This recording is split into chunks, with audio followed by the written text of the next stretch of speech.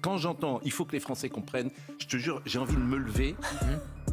Parce qu'on en est là quand même à cause de ces gens-là, qui font juste n'importe quoi depuis des années. Il faut que les Français comprennent. Pourquoi ça nous a été caché, le dérapage du déficit et de la dette?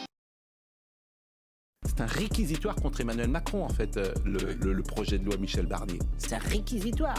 Et Bruno Le Maire a été contacté par le service public et il a envoyé un texto à un journaliste du service public. La vérité finira par éclater. Je ne peux pas parler maintenant, mais la vérité finira par éclater. Sur le dérapage du déficit. Un hectare, c'est quoi? Bah, c'est un hectare. Oui, c'est combien? En mètres? Bon, alors ça, j'ai jamais été doué en maths. Facile, c'est 10 Ça 000 aide pas beaucoup. C'est 10 000 mètres. 100 mètres sur 100 mètres. 100 mètres sur 100 mètres. Et ça fait 10 000 mètres, 100 mètres sur 100 mètres. Très bien. Waouh, Pascal Pro se réveille enfin. C'est presque surprenant de voir CNews sortir une vraie info pour une fois. À croire c'est une IA qui parle.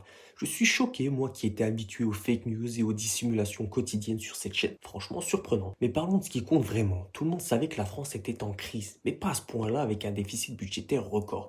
C'était pas un secret pour les médias et pourtant ils sont restés silencieux pour pouvoir suivre la ligne du gouvernement. Maintenant que c'est devenu impossible à cacher, tout le monde fait semblant de s'en indigner. Et Bruno Le Maire, dans tout ça, il devient quoi? Eh bien, il est en Suisse, bien tranquillement, comme si la situation de la France ne le concernait plus.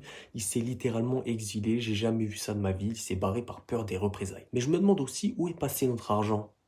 Ben je sais pas, nos dirigeants doivent rendre des comptes, ça c'est le principal.